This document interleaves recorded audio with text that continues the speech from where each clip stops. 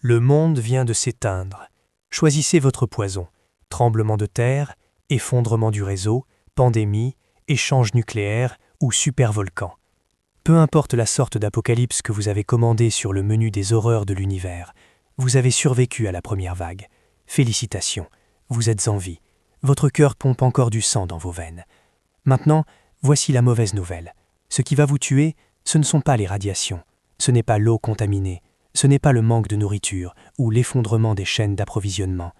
Ce qui va vous mettre 6 pieds sous terre sans pierre tombale se tient juste à côté de vous. Cela a 2 jambes, 2 bras et un cerveau que l'évolution a passé des millions d'années à optimiser pour un monde qui n'existe plus. 50 ans de recherche universitaire sur les catastrophes, des centaines de catastrophes analysées, tremblements de terre, ouragans, pandémies, attaques terroristes, fusions nucléaires. Et voici ce que les scientifiques ont découvert. La catastrophe elle-même est la partie facile. Elle suit la physique, elle a des règles. Ce sont les autres survivants qui transforment une situation difficile en condamnation à mort. Et je ne parle pas de gangs de cannibales errants vêtus de cuir comme s'ils sortaient d'un plateau de Mad Max. C'est du divertissement hollywoodien de bas étage pour des gens qui n'ont jamais vu une véritable urgence. Les menaces réelles sont plus silencieuses, plus subtiles. Elles portent des visages familiers. Votre voisin qui semblait toujours raisonnable, votre collègue avec qui vous partagez votre déjeuner depuis des années, les membres de votre famille qui vous aiment, ils pourraient même être vous. Il existe 7 archétypes humains qui transforment les catastrophes en cimetières. Apprenez à les repérer, apprenez à leur survivre et apprenez peut-être à ne pas le devenir. Parlez-en français avec une grammaire correcte et un accent naturel. Top 1. La statue. Pourquoi votre voisin arrose sa pelouse pendant l'apocalypse ? Voici une expérience de pensée.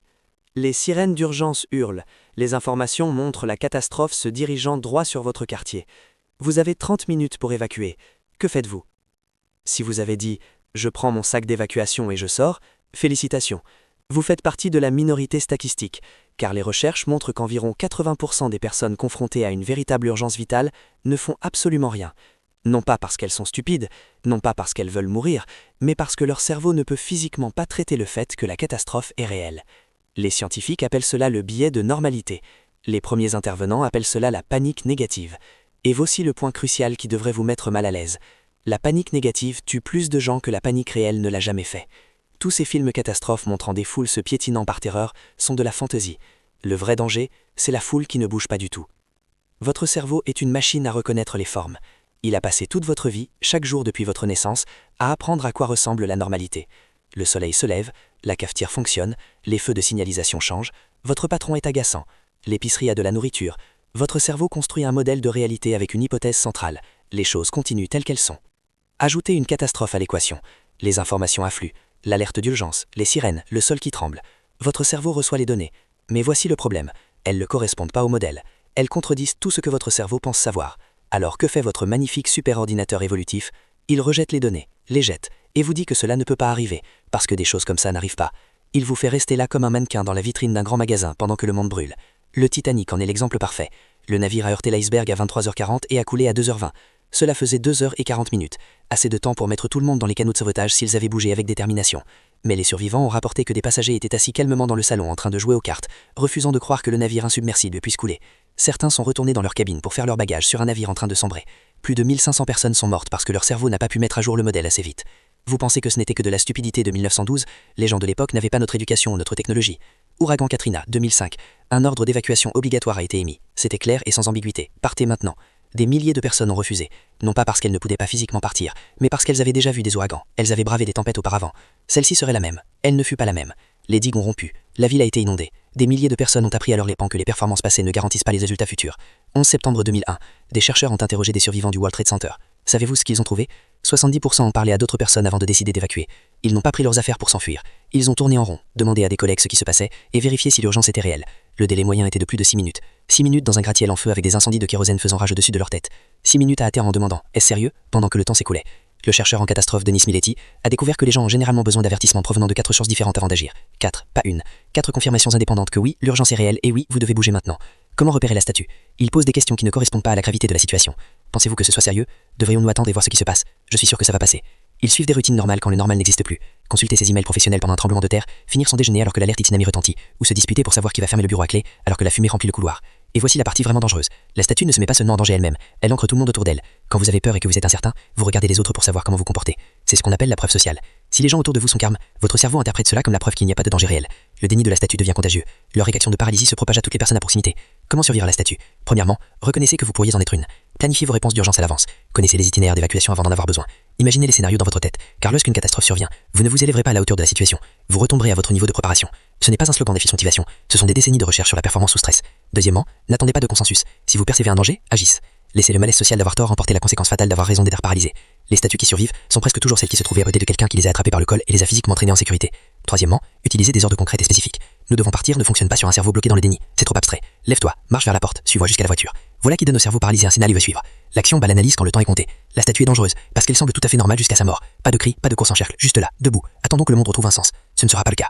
Parlez en français avec une grammaire correcte et un accent naturel. Top 2. L'expert. Dunning-Kruger avec un sac d'évacuation. Vous connaissez ce gars. Vous avez certainement déjà rencontré ce gars. Peut-être avez-vous été piégé lors d'un barbecue avec ce gars pendant qu'il vous coinçait pendant 45 minutes pour vous expliquer sa stratégie de survie complète. Il a regardé chaque épisode de chaque émission de survivalisme, possède un sac d'évacuation contenant 73 articles soigneusement sélectionnés qu'il n'a jamais réellement utilisés dans une véritable urgence, a lu les livres, regardé des centaines d'heures de vidéos YouTube et a des opinions sur la filtration de l'eau qui feraient honte à un ingénieur. Il est absolument, catastrophiquement certain que lorsque l'effondrement viendra, il s'en sortira très bien. Il est aussi, statistiquement parlant, le plus susceptible de se faire tuer, lui et tous ceux qui le suivent. Bienvenue dans l'effet Dunning-Kruger, version catastrophe. En 1999, les psychologues David Dunning et Justin Kruger ont publié des recherches à Cornell qui ont changé notre compréhension de la stupidité humaine. Leurs conclusions étaient élégantes et terrifiantes. Moins quelqu'un est compétent dans une tâche, plus il surestime ses capacités. Plus quelqu'un est compétent, plus il se sous-estime. Les idiots pensent être des génies, les génies pensent être moyens. L'univers a un sens de l'humour noir. La première règle du club Dunning-Kruger est que vous ne savez pas que vous êtes membre du club Dunning-Kruger. Homeland Security Affairs a publié une étude examinant les survivants de catastrophes naturelles et d'attaques terroristes. Les résultats devraient vous glacer le sang. 73% des survivants de catastrophes naturelles présentaient des indicateurs clairs de l'effet Dunning-Kruger. Confiants, certains et dans l'erreur. Plus troublant encore, les personnes s'étant identifiées comme des figures d'autorité ou des experts présentaient exactement le même biais. Leur confiance n'était pas corrélée à une compétence réelle, elle était corrélée à leur assurance. Ils se sentaient comme des experts, ils ont donc agi comme des experts, qu'ils sachent ou non ce qu'ils faisaient. Une autre étude dans Weather, Climate and Society a examiné la prise de décision en cas de météo extrême. Les personnes ayant le moins de connaissances météorologiques objectives étaient les plus confiantes dans leurs connaissances météorologiques. Cet excès de confiance s'est traduit directement par de pires décisions de mise à l'abri pendant les tempêtes réelles. Ceux qui en savaient le moins ont fait les pires choix avec une certitude absolue. Comment repérer l'expert? Recherchez la certitude dans des situations qui exigent de l'humilité. Je gère ça, je sais exactement quoi faire. Fais-moi confiance, je m'y suis préparé. La véritable expertise ressemble au doute. Je pense, probablement, et d'après ce que je sais jusqu'à présent. La fausse expertise ressemble à une conférence TED, confiante, peaufinée, tout à fait convaincue et potentiellement mortelle. L'expert est dangereux parce que la confiance est contagieuse. En cas de crise, les gens ont désespérément besoin de leadership. Ils veulent quelqu'un, n'importe qui, pour leur dire quoi faire, pour imposer un ordre au chaos. L'expert, débordant d'une certitude non méritée, s'engouffre dans ce vide, prend les commandes, prend des décisions et donne des ordres. Parce qu'ils ne savent pas ce qu'ils ne savent pas, ils mènent tout le monde droit au massacre avec un sourire. Une étude de cas devenue virale dans la communauté survivaliste concernait une famille de 3 personnes, 2 adultes et un adolescent de 14 ans, qui avaient décidé de vivre complètement hors réseau dans les montagnes du Colorado. Ils avaient des livres de survie, plusieurs livres de survie. Ils avaient regardé des dizaines de tutoriels YouTube et construit un abri de fortune en utilisant des techniques étudiées en ligne. Ils avaient des bâches, ils étaient, selon leur propre estimation, complètement préparés. On les a retrouvés morts le printemps suivant. Les rapports d'autopsie ont indiqué une malnutrition et la famine. Il n'y avait pas de nourriture sur leur campement. Toutes les connaissances théoriques du monde et aucune expérience pratique pour les appliquer. L'écart entre j'ai lu à ce sujet et je l'ai fait réellement se mesure en tombe. La vérité inconfortable sur la préparation aux catastrophes que l'expert ne saisit jamais, c'est que plus on en sait réellement, plus on réalise à quel point on en sait peu. La vraie compétence accompagne d'humilité, car la vraie compétence signifie comprendre les 1000 façons dont les choses peuvent mal tourner. La confiance de l'expert n'est pas un signe de préparation, c'est de l'ignorance enveloppée dans un emballage brillant. Comment survivre à l'expert? Premièrement, méfiez-vous profondément de la certitude. Quiconque vous dit avoir toutes les réponses dans une situation dynamique et chaotique ment ou se berce d'illusions. Les deux sont dangereux. Faites confiance à la personne qui dit « je ne sais pas, mais voici ce que nous pouvons essayer ». Deuxièmement, testez les affirmations face à la réalité. L'expert parle bien, mais peut-il réellement faire ce qu'il prétend? Demandez des démonstrations, posez des questions sur des expériences spécifiques, demandez des preuves. Le vent s'évapore vite quand on exige des reçus. Troisièmement, et c'est le plus difficile, examinez votre propre confiance. Êtes-vous certain parce que vous savez vraiment ou parce que vous voulez vous sentir en sécurité? La ligne entre la préparation et le fantasme traverse directement votre ego. L'expert tue en menant des gens qui lui font confiance. Ils ne sont pas malveillants, ils croient sincèrement aider. C'est ce qui les rend si dangereux. Au moins, un escroc sait qu'il ment. Parlez en français avec une grammaire correcte et un accent naturel. Top 3. La sirène. L'incendie criminel émotionnel en temps de crise. La peur est un virus, et certaines personnes sont des super propagateurs. Vous l'avez ressenti même si vous ne pouviez pas le nommer. Entrez dans une pièce et la tension vous frappe comme une vague de chaleur. Quelqu'un panique et soudain votre rythme cardiaque grimpe en flèche. Vos paumes deviennent moites et votre respiration devient superficielle. Vous n'avez pas vu la menace ou évalué le danger avec votre esprit rationnel. Vous avez juste attrapé la peur comme une fumée secondaire. Les scientifiques appellent cela la contagion émotionnelle. Dans les scénarios de catastrophe, c'est l'allumette qui transforme des situations gérables en incendies de forêt incontrôlables. Voici comment cela fonctionne neurologiquement. Lorsque vous observez quelqu'un éprouver de la peur, vos neurones miroirs s'activent. Ce sont des cellules cérébrales spécialisées qui s'activent à la fois lorsque vous effectuez une action et lorsque vous voyez quelqu'un d'autre l'effectuer. Elles sont le fondement de l'empathie humaine, mais aussi la raison pour laquelle la panique se propage plus vite que l'information. Votre amygdale, le centre de détection des menaces du cerveau, traite les signaux émotionnels avant même que votre esprit conscient ne les enregistre. Vous voyez le visage terrifié de quelqu'un et l'amygdale sonne l'alarme avant que votre cortex préfrontal ne puisse demander « Attendez, de quoi ont-ils réellement peur ?» La peur n'est pas besoin d'être rationnelle pour être contagieuse, elle a juste besoin d'être visible. Et c'est là que ça empire. Une étude de 2018 menée par les chercheurs Nakarashi et Otsuki a révélé quelque chose de contre-intuitif. Dans les petits groupes, la contagion de la peur est plus intense, pas moi. Vous pourriez penser qu'un groupe de survie soudé serait plus stable émotionnellement, mais vous auriez tort. Plus les liens sociaux sont étroits, plus les émotions se propagent vite. Vos meilleurs amis et votre famille sont vos plus grands risques d'infection lorsqu'il s'agit d'attraper la panique. La sirène amplifie la peur au lieu de la gérer. Ce sont eux qui hurlent pendant que les autres essayent de réfléchir, transformant chaque contretemps en mort certaine, et ayant besoin que tout le monde partage leur panique, car la misère aime la compagnie, et la terreur est solitaire. Pendant le Covid-19, des chercheurs étudiant les réseaux sociaux ont trouvé ce qu'ils ont appelé un effet de convergence émotionnelle. La peur individuelle est devenue une peur collective, qui est devenue une hystérie de masse médiatisée par le défilement incessant de publications anxieuses et de prédictions apocalyptiques. Chaque titre effrayant partagé, chaque fil de discussion paniquée amplifié. Dans les communautés de dépression en ligne, des forums conçus pour aider les gens à faire face, les chercheurs ont découvert que l'effet de contagion aggravait en fait l'état des participants. Les messages contenant des pensées suicidaires déclenchaient la peur et le désespoir dans les commentaires, créant des boucles de rétroaction qui approfondissaient la crise. La sirène n'a pas besoin des réseaux sociaux. Dans les scénarios de catastrophe en face à face, ils sont encore plus efficaces. La voix transporte l'émotion. Les expressions faciales diffusent la terreur. Le langage corporel hurle la menace même quand la bouche chutait.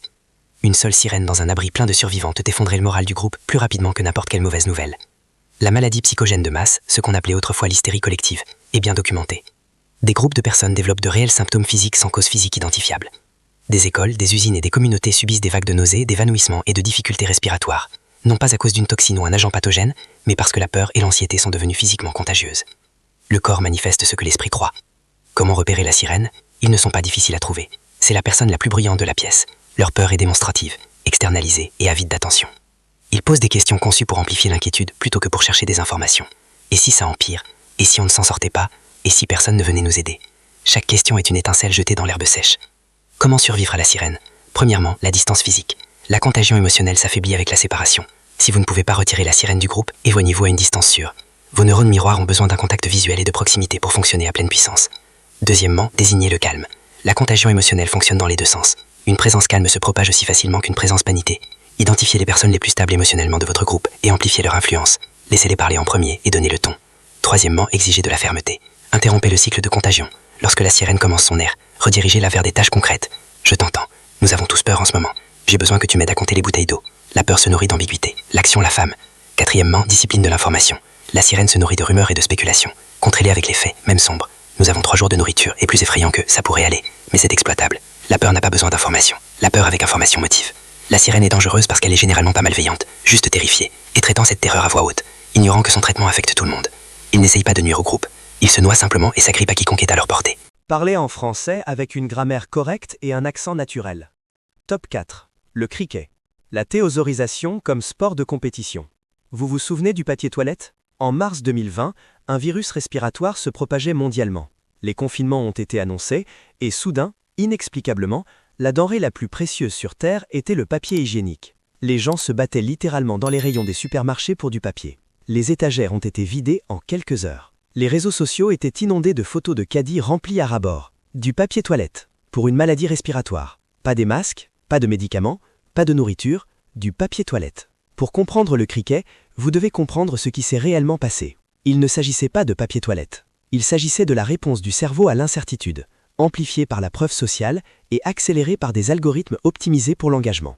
Les recherches comparant les achats de panique à la théosaurisation ont révélé des moteurs psychologiques différents. L'achat de panique est le plus fortement corrélé à la rareté perçue, la peur que quelque chose vienne à manquer. La théosaurisation est corrélée à une intolérance à l'incertitude, l'incapacité à gérer le fait de ne pas savoir ce dont on aura besoin. Les acheteurs compulsifs prennent tout parce qu'ils pensent que les stocks disparaissent. Les théoriseurs prennent tout parce qu'ils ne peuvent pas gérer l'anxiété de risquer d'avoir besoin de quelque chose qu'ils n'ont pas. Lors d'une catastrophe, vous rencontrerez ces deux types, et les deux sont dangereux pour la même raison. Ils dépouillent la communauté de ses ressources exactement au moment où elle en a le plus besoin. Voici le mécanisme qui a conduit à l'apocalypse du papier toilette. La contagion sociale de la théosaurisation. Il ne faut que quelques personnes achetant un surplus pour créer des rayons vides. Les rayons vides sont photographiés et publiés en ligne. Les images deviennent virales. Tout le monde voit des preuves de rareté, alors tout le monde se précipite pour acheter plus. Plus de rayons vides, plus de photos, plus d'achats. C'est une boucle de rétroaction qui n'a rien à voir avec l'offre réelle et tout à voir avec la compétition perçue. L'économiste comportemental Ayelet Fishback l'a parfaitement expliqué. Je peux même anticiper que vous anticipez que quelqu'un anticipe qu'il y aura une pénurie, et j'achèterai quand même quelques rouleaux supplémentaires. La peur n'est pas de manquer de tout, c'est que tous les autres en manquent avant que vous n'ayez le vôtre. C'est la théorie des jeux en action. Si je crois que vous allez théosauriser, ma réponse rationnelle est de théosauriser le premier. Si vous croyez que je vais théosauriser, votre réponse rationnelle est de me devancer. Nous perdons tous, mais nous perdons tous ensemble, et personne ne peut se permettre d'être l'idiot qui a joué franc jeu pendant que tous les autres se servaient. Les données historiques le confirment. Lors de la crise alimentaire mondiale de 2007 à 2008, la théosaurisation par les agriculteurs et les commerçants, et non les mauvaises récoltes réelles, a causé une grande partie de la volatilité des prix et des pénuries régionales. Au Malawi, des événements de théosaurisation séquentielle ont entraîné une augmentation stupéfiante de 395% du prix du maïs en une décennie. La nourriture existait. Elle était stockée dans des entrepôts. Elle n'était simplement pas disponible parce que tout le monde gardait son stock personnel. Le criquet dans une catastrophe n'est pas le maraudeur vêtu du lièvre des films qui défonce les portes. C'est la personne qui arrive la première à la distribution des fournitures et prend plus que ce dont elle a besoin, juste au cas où. C'est la famille qui a pris 5 packs d'eau pendant que les voisins n'en ont eu aucun. C'est le commerçant qui augmente ses prix parce que la demande est infinie et que la honte est un luxe. Le plus troublant est que le criquet ne se considère souvent pas comme égoïste. Les recherches sur les achats de panique montrent systématiquement que les gens déclarent se soucier des autres tout en craignant simultanément que les autres soient égoïstes. La rationalisation s'écrit d'elle-même. Je ne théosaurise pas, je me prépare. Je ne prends pas plus que ma part, je protège ma famille. Les autres sont le problème. Je ne fais que répondre à ce que sont les autres. Le biais d'autocomplaisant rentre dans les rôles fondamentaux d'attribution et les ressources disparaissent pendant que tout le monde rejette la faute sur tout le monde. Comment repérer le criquet? Surveiller les acquisitions disproportionnées. En crise, il y a une différence entre une préparation raisonnable et une accumulation territoriale. Le criquet prend plus qu'il ne pourrait raisonnablement utiliser. Son stock s'agrandit pendant que d'autres s'en privent. Ils deviennent défensifs lorsqu'on les interroge sur leurs réserves. Comment survivre au criquet? Premièrement, la coordination communautaire. La théorie des jeux de la théosaurisation ne fonctionne que lorsque tout le monde joue en solo. Une gestion coopérative des ressources, mettre en commun les fournitures, distribuer équitablement et suivre les besoins de la communauté brise la dynamique compétitive. Il est beaucoup plus difficile de justifier d'en prendre 5 quand tout le monde sait que vous n'en avez besoin que 2. Deuxièmement, une communication précoce et honnête sur la rareté. Les recherches montrent que les restrictions d'achat, des limites par client, réduisent en fait les achats de panique, même si elles augmentent techniquement la rareté perçue. La restriction signale que tout le monde est traité équitablement, ce qui court-circuite la peur d'être laissé les mains vides. Troisièmement, la pression sociale dans la bonne direction. Le criquet prospère dans l'anonymat. Dans une petite communauté où tout le monde sait ce que tout le monde possède, théosaurise devient socialement coûteux. La honte, correctement déployée, est un outil de gestion des ressources. Quatrièmement, ne devenez pas vous-même le criquet. Oui, préparez-vous. Oui, constituez des réserves en temps normal. Mais quand la crise frappe et que vous êtes devant des fournitures dont d'autres ont besoin, demandez-vous si vous assurez votre survie ou si vous nourrissez votre anxiété aux dépens de quelqu'un d'autre. Parlez en français avec une grammaire correcte et un accent naturel. Top 5. Le juge. Quand votre cerveau condamne l'innocent. La Nouvelle-Orléans 2005. Katrina a dévasté la ville. Les digues ont cédé, des dizaines de milliers de personnes se sont retrouvées sans nourriture, sans eau et sans abri dans des conditions apocalyptiques. La réponse gouvernementale a été catastrophiquement lente. Qu'est-ce qui a dominé la couverture médiatique? Le pillage, la violence et le chaos. Les gros titres hurlaient aux crimes rampants, aux corps empilés dans le Superdome, aux tireurs embusqués tirant sur les hélicoptères et aux gangs errant dans les rues. Les commentateurs parlaient gravement de l'effondrement de la civilisation. C'était pour l'essentiel n'importe quoi. Fabriqué, exagéré et faux. Lorsque les chercheurs ont réellement analysé ce qui s'était passé, ils ont trouvé quelque chose qui devrait embarrasser chaque organe de presse. Le nombre de morts au Superdome, les médias en rapportaient des centaines. La réalité, 6 au total. 4 de cause naturelle, une overdose, un suicide. Le massacre rapporté n'a jamais eu lieu. Les agressions sexuelles, l'unité des crimes sexuels de la Nouvelle-Orléans a enquêté sur chaque signalement et a trouvé 2 cas vérifiables. Pas 200, mais 2. Le centre de convention, où les journalistes décrivaient 30 à 40 corps dans un congélateur, aucun tas de corps n'a jamais été trouvé. Arrestation pour pillage, au 28 septembre, dans une ville de 450 000 habitants, 237 au total. Beaucoup de ces cas de pillage concernaient des personnes prenant de la nourriture et de l'eau dans des magasins fermés pour survivre. Le taux de criminalité réel dans les zones touchées par Katrina par rapport à l'année précédente a diminué de 18,2%. Le chef de la police Eddie Campas a démissionné après que ces affirmations exagérées ont été démenties. La gouverneure Blanco a admis que les rapports étaient nettement disproportionnés par rapport à la réalité. Alors que s'est-il passé? Pourquoi les médias, le gouvernement et le public ont-ils cru à quelque chose d'aussi radicalement faux? Rencontrez le juge. Pour le comprendre, vous avez besoin de deux des découvertes les plus solides de la psychologie sociale. L'erreur fondamentale d'attribution et le biais d'autocomplaisance. L'erreur fondamentale d'attribution, identifiée par Liros en 1977, consiste à expliquer le comportement des autres par leur caractère, tout en expliquant le nôtre par les circonstances. Quelqu'un vous coupe la route, c'est un idiot égoïste et agressif, c'est sa nature. Vous coupez la route à quelqu'un, vous étiez en retard pour une réunion importante, les circonstances l'exigeaient. Le biais d'autocomplaisance est l'autre face. Nous nous attribuons le mérite de nos succès et blâmons les éléments externes pour nos échecs. J'ai été promu parce que je suis talentueux. J'ai été licencié parce que le patron était injuste. Combinez ces deux éléments et vous obtenez le juge, évaluant les autres sévèrement, tout en s'évaluant généreusement, voyant le pire chez les étrangers et le meilleur dans son propre reflet. Face à une catastrophe aux côtés de gens qu'ils ne connaissent pas, ils supposent automatiquement que ces étrangers sont dangereux, égoïstes ou criminels. Dans la couverture de Katrina, il y avait un autre facteur. De nombreux survivants bloqués étaient pauvres et noirs. L'erreur fondamentale d'attribution s'est combinée aux stéréotypes existants, pour produire un récit correspondant à ce que les spectateurs attendaient. Deux photographies sont devenues virales en comparant des comportements identiques décrits différemment. Une personne noire pillant une épicerie, contre des personnes blanches trouvant des fournitures. Même action, jugement différent. Le juge n'a pas besoin de racisme pour opérer, mais le racisme rend le juge plus efficace. Voici pourquoi le juge est dangereux. 50 ans de sociologie des catastrophes montrent que la réponse dominante à une catastrophe est prosociale, pas antisociale. Les gens s'entraident. Des inconnus deviennent une communauté. Le spectateur héroïque n'est pas l'exception, c'est la règle statistique. Mais le juge ne voit pas cela, ne peut pas voir cela. Il voit chaque étranger comme une menace potentielle, traite la coopération comme de la naïveté et la confiance comme une faiblesse. Il transforme des alliés potentiels en ennemis imaginaires. Et leur paranoïa, diffusée assez fort, devient une prophétie autoréalisante. Traitez les gens comme des ennemis assez longtemps, et ils finiront par agir comme des ennemis. Comment repérer le juge? Écoutez les généralisations abusives. On ne peut faire confiance à personne là-bas. Les gens montrent leur vrai visage lors d'une crise. C'est chacun pour soi. Ils proposent des absolus assurés sur la nature humaine, généralement citant le bon sens, ou comment les gens sont réellement. Comment survivre le juge? Premièrement, contrer leur récit avec des données, pas des opinions. Les recherches sont claires. La plupart des gens s'entraident lors de catastrophes. Les exceptions font la une précisément parce qu'elles sont des exceptions. Deuxièmement, prouvez votre fiabilité par l'action. Le modèle du juge est basé sur l'attente, pas sur l'expérience. Chaque interaction coopérative qui se passe bien est une preuve contre leur vision du monde. Troisièmement, ne laissez pas le juge vous isoler d'alliés potentiels. Leur peur est contagieuse. Pas émotionnelle comme la sirène, mais idéologique. Ils soutiendront que la coopération est dangereuse, et que faire confiance aux autres est insensé. Évaluez cet argument par rapport aux preuves réelles. Quatrièmement, surveillez-vous. Nous portons tous un peu du juge en nous. L'erreur fondamentale d'attribution n'est pas un défaut de caractère, c'est un réglage par défaut de la cognition humaine. Le repérer demande un effort conscient. Parlez en français avec une grammaire correcte et un accent naturel. Top 6. Le cowboy. Quand l'héroïsme devient un danger. Chaque film catastrophe en a un.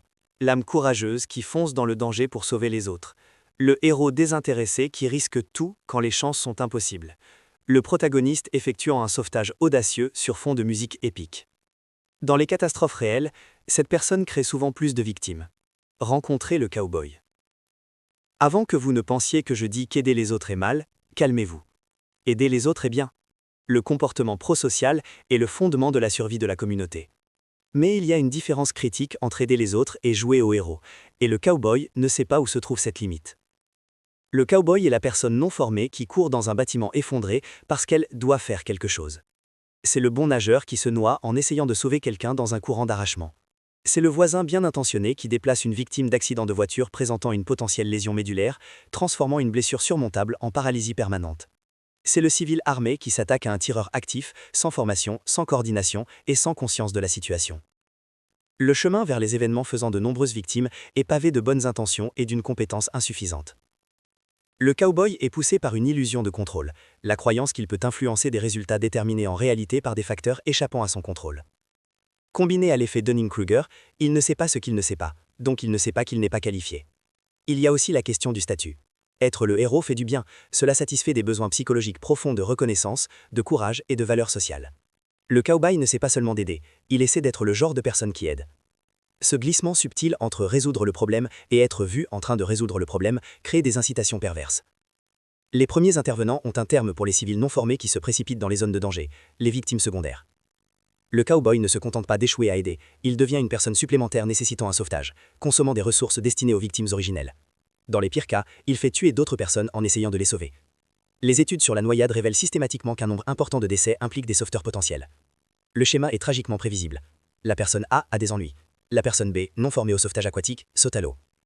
La personne A, paniquée, s'agrippe à la personne B. La personne B est entraînée sous l'eau. 2 victimes de noyade au lieu d'une. Le même schéma se reproduit lors d'effondrements structurels, d'incendies, de déversements de produits chimiques et de violences actives. Une intervention bien intentionnée sans formation, équipement ou coordination augmente le nombre de cadavres. Et voici le corollaire inconfortable. Parfois, le syndrome du cowboy empêche les gens de faire la seule chose qui aiderait vraiment. Pendant les premières minutes de la fusillade de la discothèque Pulse, certains survivants ont rapporté que des gens hésitaient à fuir parce qu'ils voulaient aider les autres. Une impulsion noble, mais aussi contre-productive. Quand la meilleure chose à faire est de sortir, de se mettre en sécurité et de diriger les intervenants professionnels. Comment repérer le cowboy? Ils veulent agir avant de réfléchir. Ils rechignent à attendre l'aide professionnelle parce que l'attente ressemble à de la lâcheté. Ils parlent de ce qu'ils doivent faire au lieu de ce qui serait efficace. Ils sont plus concentrés sur leur rôle dans l'histoire que sur les résultats. Comment survivre au cowboy, y compris celui qui sommeille en vous? Premièrement, formez-vous avant la crise. La différence entre un cowboy et un véritable héros est la compétence. Suivez une formation de secourisme. Suivez une formation de réponse aux crises. Comprenez vos capacités réelles par rapport à celles imaginées. Si vous voulez être utile, travaillez avant d'être testé. Deuxièmement, coordonnez-vous avant d'agir. Les intervenants professionnels s'entraînent de manière obsessionnelle à la coordination, car une réponse non coordonnée crée le chaos. Avant de foncer, demandez-vous. Qui d'autre intervient? Quelle est la situation? Qu'est-ce qui est réellement nécessaire? Qui commande? Troisièmement, connaissez vos limites. La chose la plus difficile à accepter pour un cowboy est que parfois, la meilleure chose à faire est de ne rien faire. Restez en retrait. N'augmentez pas le nombre de victimes. Attendez les personnes qui savent ce qu'elles font. Quatrièmement, redirigez l'impulsion héroïque vers des canaux utiles. Vous ne pouvez pas effectuer de sauvetage, établissez un périmètre. Vous ne pouvez pas soigner les blessures, dirigez le trafic. Vous ne pouvez pas stopper la menace, documentez pour les intervenants. Il y a toujours des tâches utiles pour les non-experts, mais elles sont moins spectaculaires que les fantasmes que perçut le cowboy.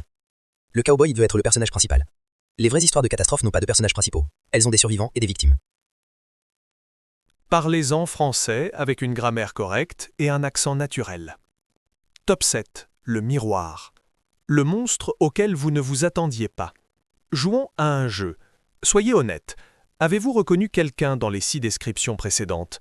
Ce collègue agaçant dans l'expert, ce parent paniqué dans la sirène, ce gars paranoïaque des forums de survivalistes dans le juge? Maintenant, la vraie question. Vous êtes-vous reconnu? Voici l'ultime et laide vérité sur le comportement humain et les catastrophes. Ces 6 fléaux ne sont pas des types de caractère, ce ne sont pas des troubles de la personnalité, ce ne sont pas les problèmes des autres, ce sont des vulnérabilités cognitives qui existent dans chaque cerveau humain, y compris le vôtre et y compris le mien.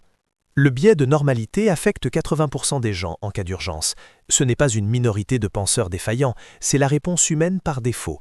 Vous êtes statistiquement susceptible de vous paralyser quand cela compte le plus. L'effet Dunning-Kruger ne fait pas de distinction basée sur l'intelligence ou l'éducation. Les recherches montrent qu'il affecte les médecins, les pilotes, les survivants de catastrophes, les gestionnaires d'urgence et même les experts analysant d'autres experts. Les seules personnes partiellement immunisées sont celles qui se sont entraînées à remettre systématiquement en question leurs propres compétences, et même elles ne sont pas totalement protégées. La contagion émotionnelle est neurologique. Vos neurones miroirs s'activent, que vous le vouliez ou non. Vous ne pouvez pas choisir de ne pas avoir d'empathie, ce qui signifie que vous ne pouvez pas éviter d'attraper la peur. La seule question est de savoir si vous la propagez davantage ou si vous interrompez le cycle. L'erreur fondamentale d'attribution est si universelle qu'elle constitue le socle conceptuel de la psychologie sociale. Ce n'est pas un biais que vous avez, c'est un biais que vous êtes. Ainsi, quand vous lisiez ces descriptions en vous sentant supérieur à tous ces gens imparfaits, quel biais cognitif étiez-vous en train de démontrer? C'est exact, vous étiez le juge et l'expert, confiant dans votre propre immunité face à des faiblesses que vous pouviez clairement voir chez les autres. C'est cela, le miroir.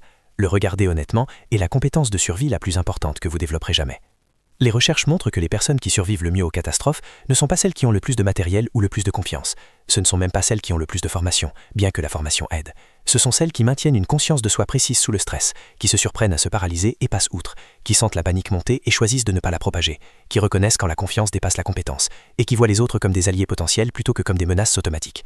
C'est la métacognition, penser à sa propre pensée, et cela s'entraîne. Les recherches sur l'inoculation du stress menées sur les militaires, les premiers intervenants et les forces de l'ordre montrent qu'une exposition contrôlée à des agents stressants gérables renforce la résilience face à des stress plus importants. Vous pouvez vous exercer à prendre des décisions sous pression. Répétez les réponses d'urgence jusqu'à ce qu'elles deviennent automatiques. Enseignez à votre cerveau de nouveaux réglages par défaut. Une revue systématique de la Rand Corporation portant sur 115 études a révélé que la formation à la résilience, les interventions de pleine conscience et les approches cognitivo-comportementales présentent toutes des effets positifs sur la performance sous stress. Les intervenants ayant suivi une formation ont montré des améliorations mesurables de l'affect négatif, de la dépression et des niveaux de stress. Les 7 fléaux ne sont pas inévitables. Ils ne sont pas inscrits dans la nature humaine comme des lois physiques immuables. Ce sont des bugs dans le logiciel cognitif, des bugs qui peuvent être identifiés, compris et corrigés avec de la conscience de soi et de l'entraînement. Alors, nous y voilà. Vous en savez maintenant plus sur la psychologie réelle des catastrophes que la plupart des survivalistes n'en apprendront jamais. Vous savez que la plus grande menace n'est pas le tremblement de terre, la pandémie ou la panne de réseau. Ce sont les 15 cm entre vos deux oreilles. La statue, l'expert, la sirène, le criquet, le juge, le cow-boy et le miroir. Cette fléaux qui attendent de transformer les survivants en victimes. Que faites-vous de ces connaissances? Vous pourriez les ignorer. Décidez que ces problèmes concernent les autres, pas vous. Glissez à nouveau vers la certitude confortable de l'expert ou le blâme pratique n'est-suge. C'est le chemin facile, mais aussi le chemin vers une tombe anonyme. Ou alors vous pourriez vous mettre au travail. Entraînez votre réponse aux crises. Entraînez-vous à prendre des décisions sous pression. Établissez des relations avec vos voisins avant d'en avoir besoin. Apprenez à reconnaître les fléaux en vous-même avant qu'ils ne se métastasent lors d'une urgence réelle. L'effondrement, quelle que soit sa forme, ne se souciera pas de votre liste de matériel. Il ne sera pas impressionné par l'éducation sur YouTube. Il ne sera pas de pause pendant que vous rattrapez la réalité. Il va tester votre esprit. Vous allez réussir ou échouer en fonction de la préparation que vous avez faite ou non quand vous en aviez la chance. La communauté survivaliste est obsédée par l'équipement. Filtres à eau, armes, stockage de nourriture. Tout cela est important. Mais vous pouvez avoir le meilleur équipement du monde. Si votre cerveau opte par défaut pour la paralysie de la statue, vous mourrez avec un sac d'évacuation complet sur le dos. Des décennies d'expérience ne signifient rien si elles vous en donnez la fausse confiance de l'expert. Le cerveau humain est l'équipement de survie le plus important que vous possédiez. Et pourtant la plupart des gens ne l'entraînent jamais. Il existe un concept en survie appelé l'homme gris. La personne qui se fond dans la baisse et survit en passant inaperçu. Mais il en existe un autre genre dont personne ne parle. Le gris psychologique. Ni pétrifié, ni paniqué, ni pour confiant, ni impuissant. Ne propage pas la peur, mais ne la fuyant pas non plus. Juste compétent, capable de s'adapter et résilient.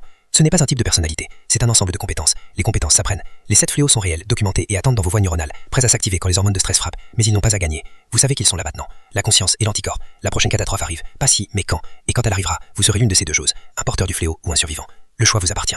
Ne tardez pas trop à le faire. Si cette analyse de la psychologie humaine a changé votre vision de votre entourage, n'hésitez pas à vous abonner et à aimer la chaîne. Nous révélons les vérités cachées de la survie que les autres ignorent. Préparez votre esprit pour l'avenir. La prochaine plonge profonde dans la psyché humaine s'ouvrira bientôt.